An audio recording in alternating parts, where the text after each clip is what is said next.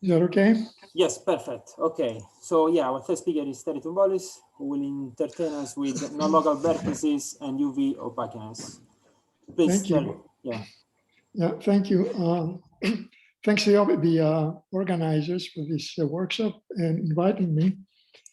I want to talk about something by way of motivation that has been observed for a long time, and there are many arguments for it.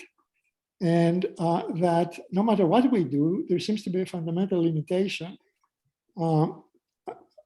to the extent that we can localize anything in any conceivable experiment. And we can start with freshman physics, basically. You all know the Heisenberg microscope, where you try to determine the location of a particle by scattering a probe particle. And if you try to, let's say, have an aperture or a lens, trying to look at those things, because of the wave particle duality, you get the standard quantum mechanical uncertainty relations. But of course, this argument ignores the fact that they gravitate, the particles gravitate. And this, contrary to any other interaction, you cannot avoid because, of course, they have energy and anything that has energy gravitates. Now, of course, usually, in your freshman course, this is ignored because it's totally ridiculously small. It doesn't affect anything really. But if you put it in, you find something interesting. Maybe many of you are familiar with this argument.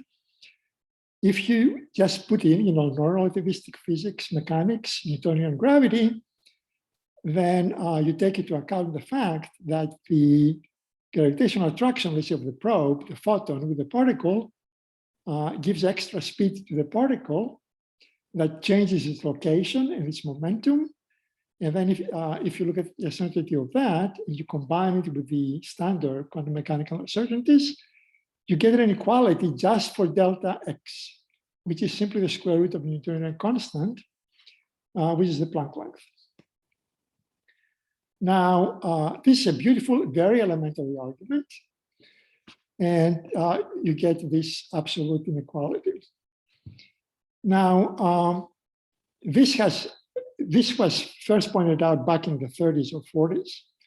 It's incredible how early these things were first thought of. People talking about fundamental lengths. Heisenberg himself talked about fundamental length at great length. This elementary argument has been refined in all manner of ways. People make particle relativistics, include inelastic effects, give full GI treatment, where of course then you have the notion of horizons that would necessarily emerge if you put too much energy in too small a space. That's you can formulate as the famous Hooke conjecture. People have derived generalized uncertainty relations where, in addition to this lower bound, is actually modified by some extra terms that make the inequality even delta x even bigger than this inequality. And then, of course, you can approach this by both from field theory and string field theory in terms of scattering. There are direct arguments from string theory, where you know that if you have an intrinsically non-local object, if you try to localize things by string scattering, the more energy you pump into a string, there are arguments that it grows in length, in extension, and there are extensive ultra-high energy computations of scattering, where, again, around this Planck length or length or string length, string scale, you observe something happening, though the computations are hard to follow because of back reaction. And some people claim that you see the formation of a black hole. Others claim that actually you don't, but something is happening. You fail to create a horizon, an exact horizon, but certainly something is happening. Some fuzziness or some object develops there. As far as I know, these things are not settled. But at any rate, no matter what you do, you get some kind of an opaque region that has been called opaqueness, asymptotic darkness. People give various names to it. There is a nice review on all of this by Hossenfelder this was in 2012, but since then there's even more work. For example, many of you must be aware of the long standing program of Veneziano and collaborators on doing ultra high energy scattering. All right. So the broad implication then is that no matter what our interactions are, they will reflect in any physical theory diminished resolution at some fundamental scale. Now, if you look at non-local theories, which have been talked about a lot here, they involve non-local vertices. And non-local vertices automatically something like this diminished resolution, because they smear interactions over some region, characterized by whatever non-locality scale you put in the problem. And we have, of course, examples, the rules of string field theory, and what I will call prototype non-local models, which basically mimic string field theory rules, or of course you can consider them on their own. But what I mean by by canonical models are the ones that seem to be the only class that might be viable, which are ordinary propagators and interactions that satisfy certain conditions.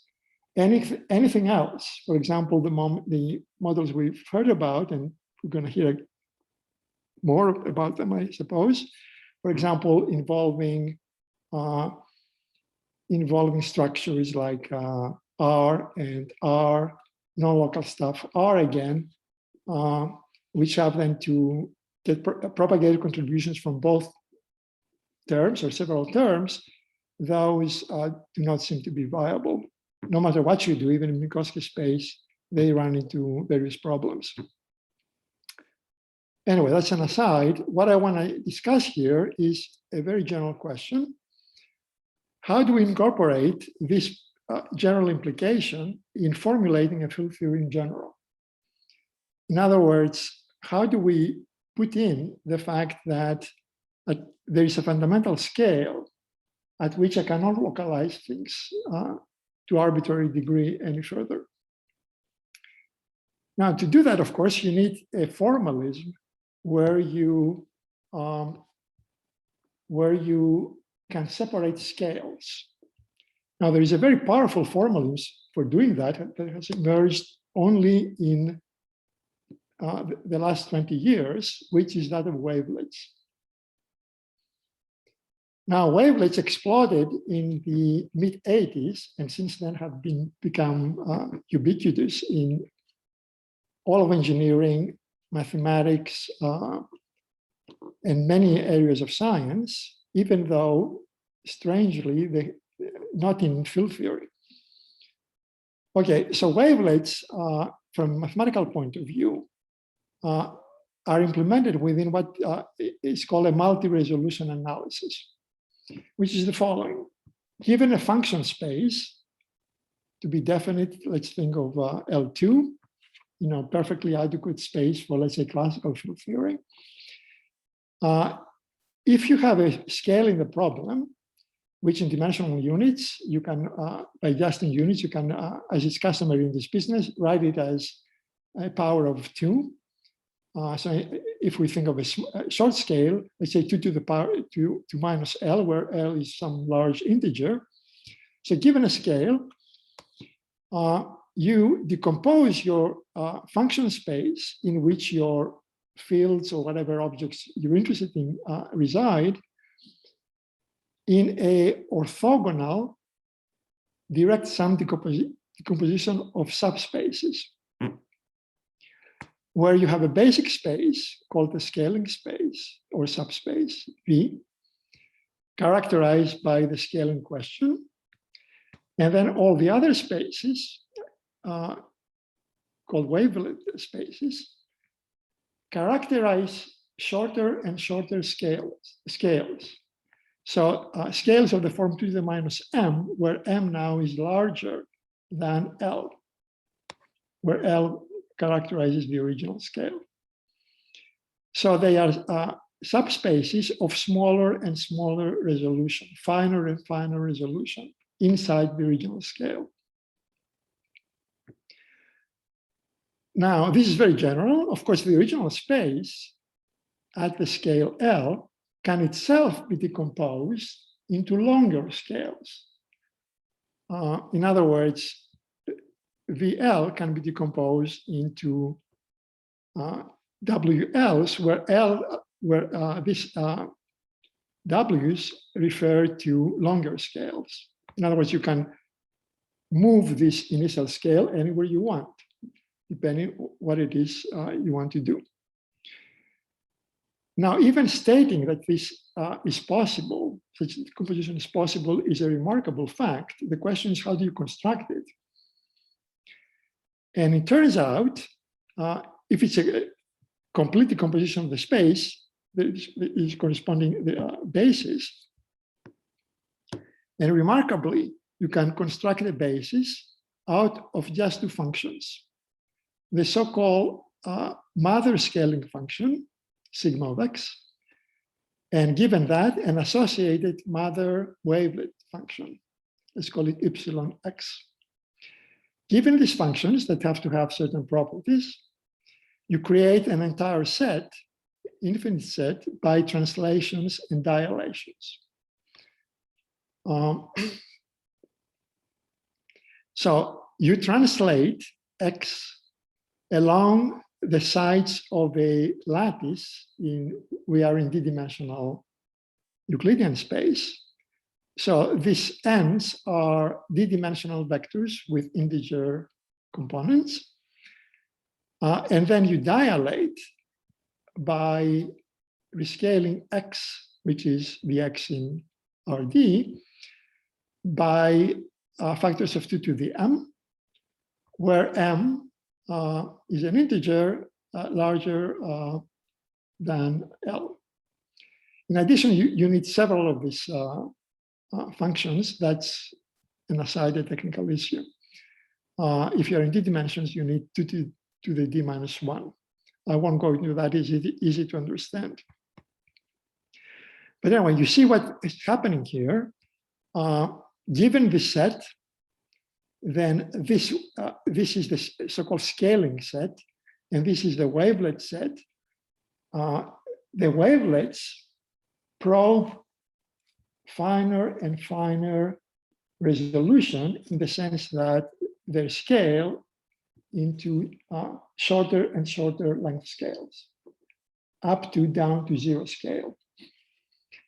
So the first set of all the translations with fixed dilation is a basis for this basic scaling subspace, and then the others are basis for the individual W spaces, as is stated here. This is a complete orthogonal base, and so everything is orthogonal to everything else in terms of these basis elements.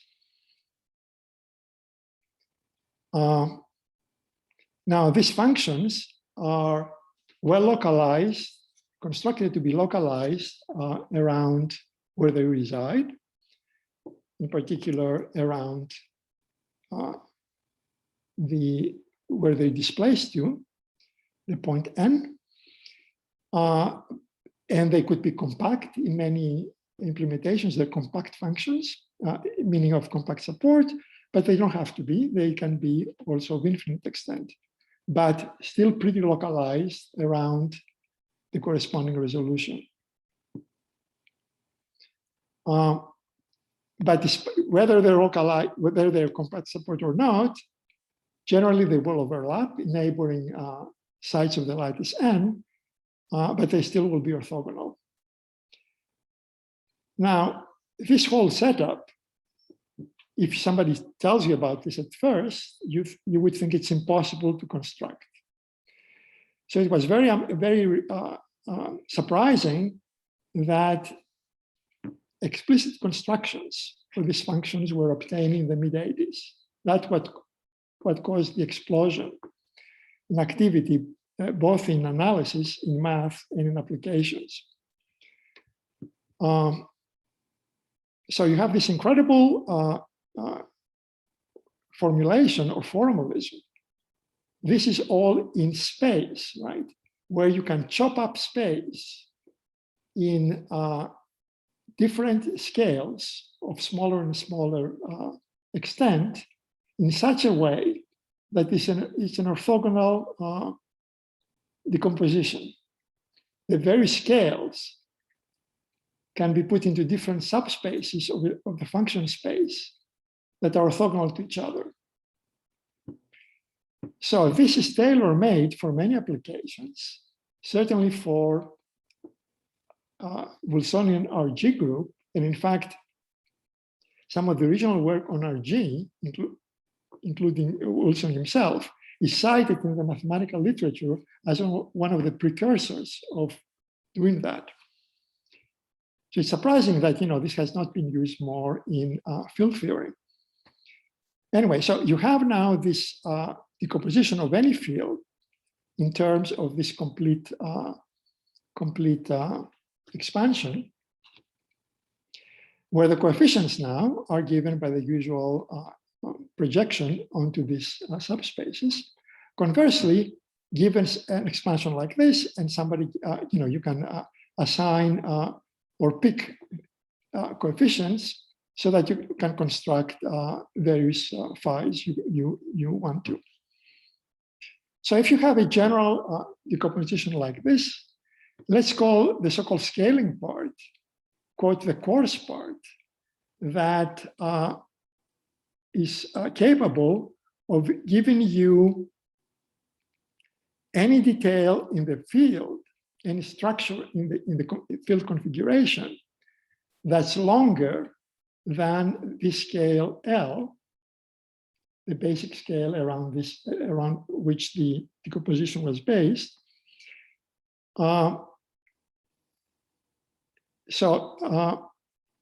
It represents any details in the field from infinite scales, infinite length scales, down to the scale L, whereas the rest gives you details in the field for any scale shorter than L down to arbitrarily short scales.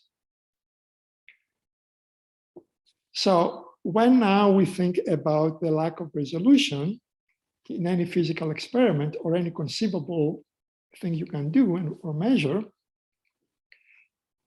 below a scale L, which for us we can think of as the Planck scale or string length scale or whatever, a very short scale, the natural idea is that our fields, actually, when we construct theories, are fields that only contain the scaling part. Fields, in other words, that contain all features in the field configuration down to that scale, but nothing inside because it's inaccessible. So the idea here, the basic idea is very simple. We start with some theory, let's say in Euclidean space, given by some local Lagrangian that we construct, let's say, by putting input from experiment, let's say the standard model Lagrangian.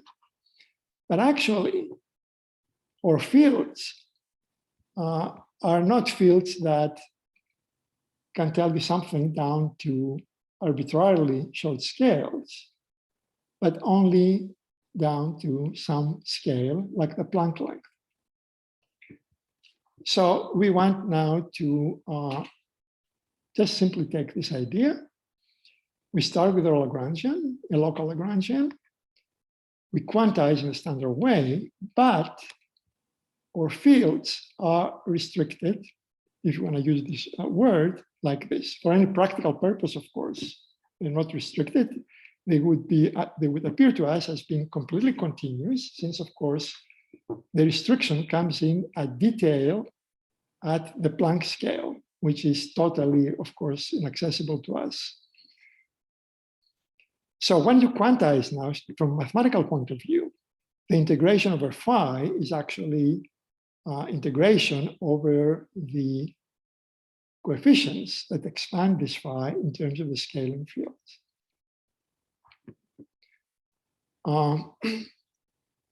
Right, so this would be your theory, very generally.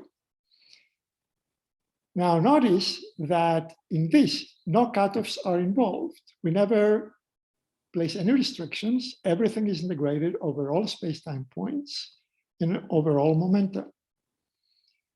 It's just that this loss of resolution is implicit in the very formalism. That's the great thing about wavelets.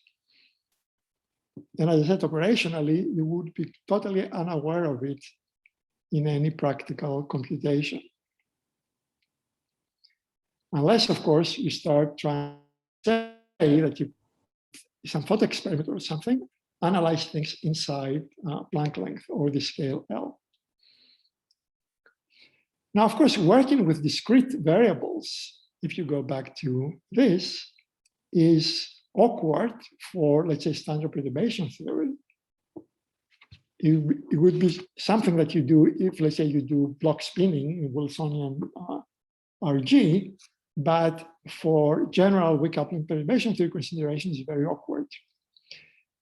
So to deal with this, we do something very simple.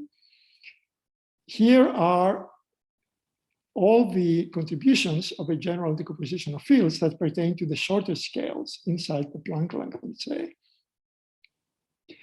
So let's put them in as decoupled fields in our theory. Or theory pertains only to the fields, the scaling fields, or the coarse fields, coarse in quotation marks.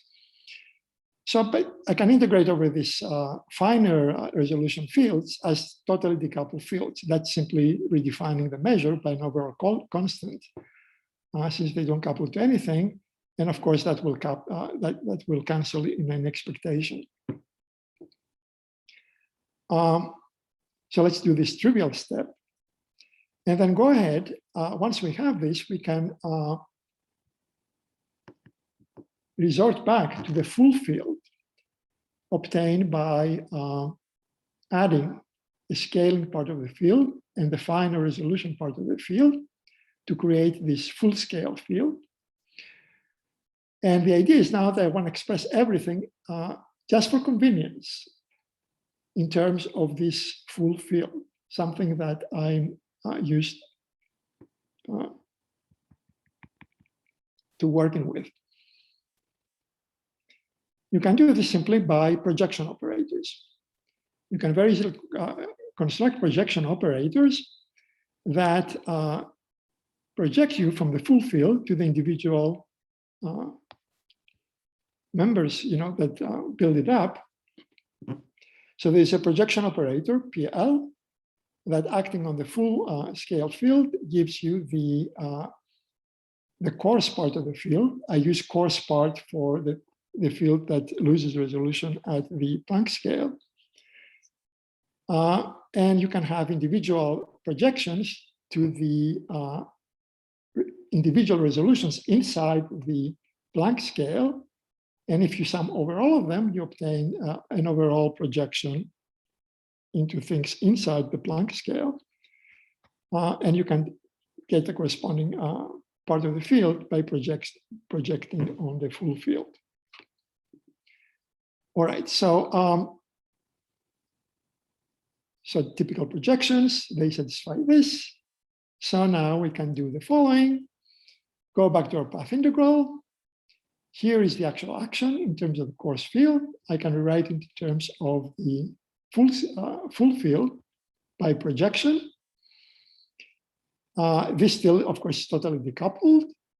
But if I have it here, it's like integrating over all parts of the field, which is equivalent to integrating over the full field. And therefore, it can be replaced by the usual formal measure of integrating straightforwardly over the full field. So this is my expression now written in terms of the full field, but of course, the theory contains only the coarse field isolated by this projection, which is a non-local operator. All right, so how much time do I have? I think 5 minutes. Okay, so if you're given some Lagrangian like this, typical Lagrangian, ordinary kinetic energy term, and some interaction Lagrangian, let's, for the phi field, script phi field, let's rewrite, it's a projection, let's rewrite this projection just in the propagator part as phi minus the fine resolution part. You stick it in, you get this, where you have now an ordinary propagator with a full field and treat everything else as interactions. You have the original interactions involving the coarse part, and you have this extra stuff now as 2-point vertices. But this stuff has to cancel because, of course, they refer to the sky field, which was, of course, decoupled. And it's very easy to see indeed that in any diagram, all the contributions from these 2-point vertices cancel. For example, if you have a diagram with a propagator between two vertices of the original vertices, and you insert, let's say, the simplest case, one of these vertices, 2-point vertices. Here is the vertex factor, KQ. Q is the projection onto the finer scales. They'll be connected by propagators to two of the old vertices. Well, by the propagators now, if you work in terms of this, are given by this. So the propagator is K inverse. This K inverse cancels this K. You're left with the Q that acts directly on a P from these vertices, and they're orthogonal, and therefore, and therefore they kill each other. And the contribution from this insertion goes away. And similarly, for many insertions, including the other insertions, you can easily see by diagrammatic analysis that they all cancel.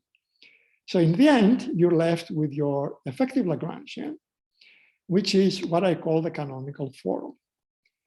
Standard kinetic energy terms and propagators and non-local interaction terms, but these non-local interaction terms have now kernels which are precisely prescribed by the scaling functions that tells you how to isolate the opaque regions. So if you look at some interaction vertex, let's say out of n fields, it has this form. And it has now an extra feature that as the projection operators sum over all the locations, remember the scaling fields are placed on the sides of a lattice, and you sum over all these sides. That's kind of like a collective coordinate of a degree of freedom that occurs in your construction of the non-local operator for the projection. Once you quantize and you go to momentum space, that has a conjugate integer discrete momentum. So if I look at the general vertex, the lamps here are the opaque regions. The Ks are, let's say, the particles that come in. But the opaque regions themselves can have now acquire mass levels, or they can be excited by this discrete extra momenta created by this collective coordinate that pertains to the locations of the lamps, the opaque regions. So you can view them, it's very amusing, as some kind of space-time atoms that if you bang them hard enough, they can get excited. But of course, the levels are in integer units of the Planck scale. So they're totally negligible for anything realistic. And in fact, the interactions, because of the localization of the wavelets and scaling fields, fall off very rapidly inside the Planck length. So these effects are totally negligible for any realistic scattering. You can, in essence, put all this else equal to 0, but in principle, they are there, and they are, of course, crucial for restoring translational invariance in the theory, because they pertain to the location of these various scaling fields. All right, so very briefly, the Fourier transform scaling fields, like the wavelets, have to be chosen so that the Fourier transforms are entire fields. And now you have the standard arguments that derive unitarity. And also now this is structure for this canonical, again, that's the crucial thing, canonical form of the Lagrangian for non-local theories, which are the only type of forms for which I can do this stuff here without any problems. Good causality properties, I mean, this is a whole new subject, but if I'm allowed an extra 30 seconds, the other great thing that occurs with this formalism is that you can accommodate local invariances. It's been a long-standing issue when you have somebody hands you a Lagrangian like this with non-local interactions. How do I put in local symmetries? Because local symmetries relate all parts of the Lagrangian, even at the classical level, right? To have invariance, if I vary in one part of the Lagrangian, it gets compensated by another part. So if I do something like this, I screw up this cancellation. But here, this is resolved simply because our original Lagrangian here, which is equivalent to this final Lagrangian, is perfectly normal. It's just given by the coarse field. So you automatically will have, if it's gauge invariant, you will have gauge invariance provided the so-called coarse field, so-called because of course it's coarse only at Planck length scale resolution. If when you gauge transform this, it stays in the space of the coarse fields. In other words, the gauge transform field is again a coarse field. But that can be easily arranged by constructing the appropriate set of gauge transformations, which is still an infinite dimensional vector space of transformations. They are simply non-local transformations, as you would expect. In fact, if any of you are familiar with the original Slavnov paper, where he derived the Slavnov identities, generalizing the World identities for non-abelian theories, he actually used a non-local form of the gauge transformations, which enormously simplifies the derivation. This is a very similar construction. It's the same type of non-local transformations. You have to specify the gauge parameter a bit further so that you stay inside the infinite dimensional space of the coarse, the so-called coarse fields. And then your Lagrangian is gauge invariant.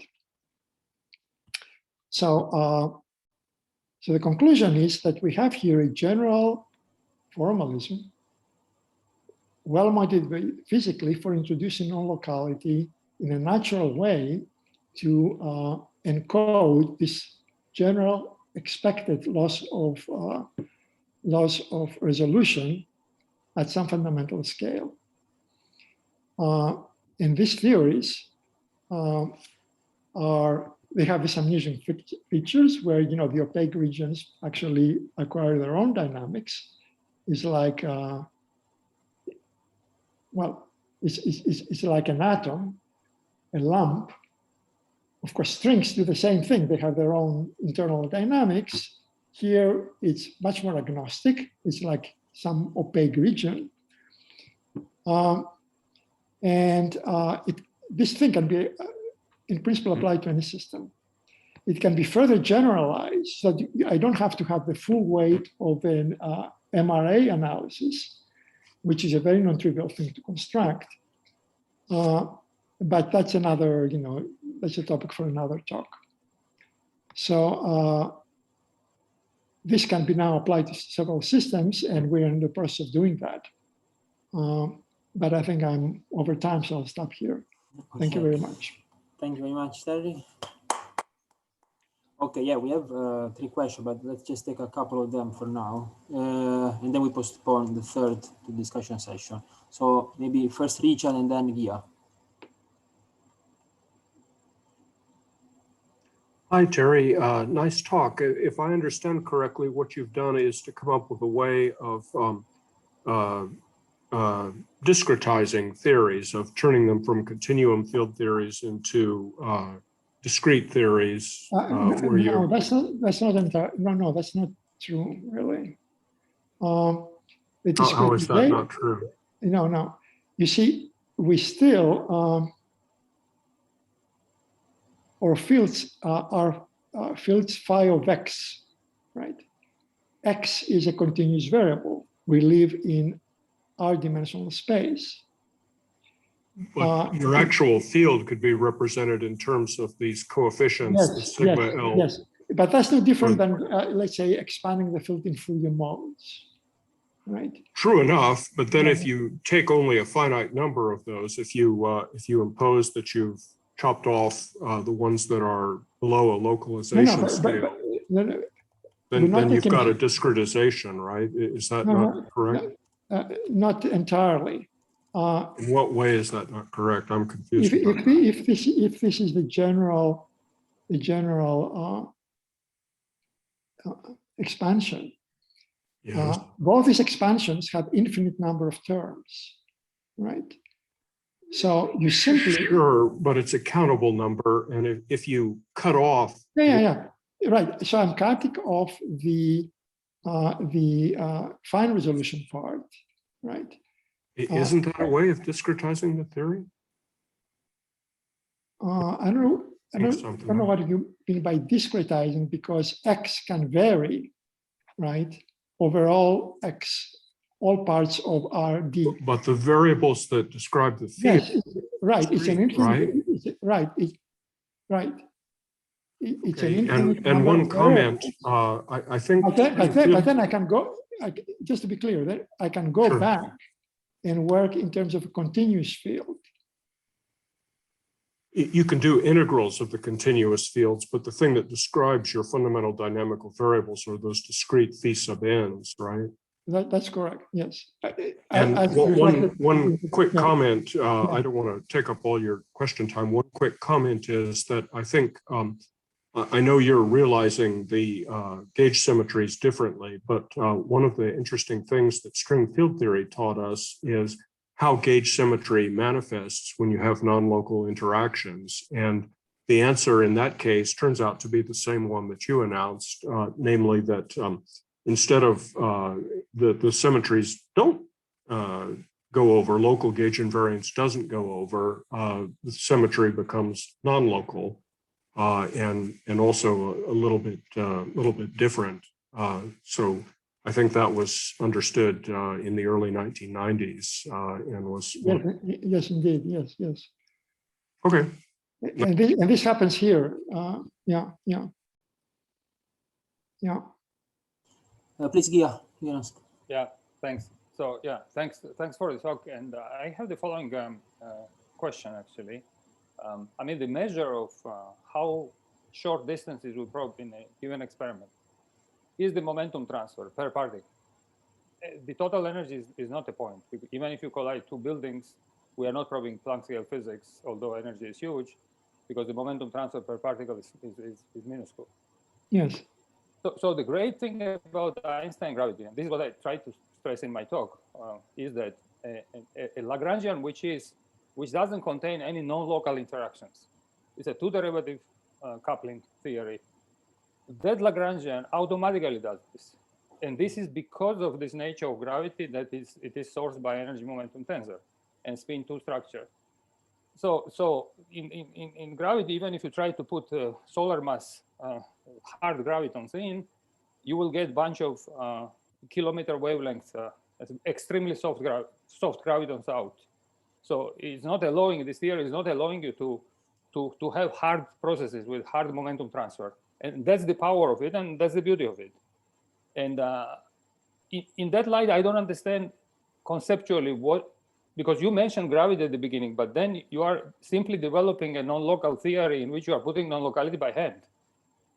That's okay, but that's not what gravity is about. So of course, if you put some intrinsic non-locality and intrinsic projectors by hand, I mean, I agree that you will probably get some theory that limits the resolution distance or something, but the whole point about Einstein gravity is that it doesn't have that. It gives you the beauty of interactions. I don't know what the whole point of Einstein gravity is. It's an effective field theory in the Wilsonian sense up to the Planck scale. No, but I showed you, for example, let's take a concrete process, right? I showed you with an explicit computation. If I collide, I know how to compute the collision of two gravitons and show that they are unitarized by a bunch of soft ones. How can I read this out in this theory? Anything that you do with ordinary gravity, let's say any scattering or any development that pertains to energies below the Planck scale. No, it's above the Planck scale. I'm telling you, solar mass. You collide two hard gravitons. Yes, I didn't say above. I said up to, right? Anything that you do with ordinary gravity, Einstein gravity, involving energies up to the Planck scale and below, you can do with this theory because, of course, it contains it. There's nothing different. That's the whole point here. That the so if you say that you can do some experiment or some scattering process in Einstein gravity at low energies, and you find no, but I'm asking like to buildings, you know, and you find that in Einstein gravity, no, we have a conceptual misunderstanding. In Einstein gravity, an inability to probe distances shorter than the Planck length has to do with scattering experiments which are trans-Planckian in energies. So because naively you would think that if you pump in energy which is much larger than Planck energy, you would probe short distances, but Einstein gravity is telling you, no, you cannot do it. Because before you try to do it, it softens. So therefore, not probing short distances has to do with trans-Planckian energies, not with sub-Planckian energies. At sub-Planckian energies, of course, everything is fine. There is no problem. Look, people do. Nothing prevents you from taking two gravitons and looking at the scattering amplitude where the gravitons come in with arbitrarily high energy. And people have done these computations. Well, I did it. I showed you in my talk, so I don't know which computation are you referring to. Then this is a peculiarity of gravity, but I can still apply this other people have very different opinions, but if you talk to Veneziano or some other person. But anyway, so no matter what your point of view is, I can still do what I just did. It's applicable to any theory. If you say that when I do this to gravity, I never get to probe this region where I put in the opaqueness, that's fine. No, I'm saying that in gravity, I have no problem with what you're doing. That's perfectly fine. If you want to construct a different theory, which is not gravity, and which is intrinsically non-local, that's perfectly fine. What I'm telling you is that gravity doesn't need this. What do you mean? There is nothing like this in gravity. Okay, I think we can discuss this further because otherwise I suspect they will finish even later tonight. Right. So let's move on. Right. Okay. Okay, but this is a point I think to discuss further for sure in the discussion session because I'm interested into this. Anyway. Okay. Okay, so yeah. So let's thank Terry again. A very nice talk. So, okay, we can go next, and we have our last speaker of today, who is Leonardo Modesto. Leonardo, are you around? Yes. Okay, okay, you're there. Okay, I can see you. So Please.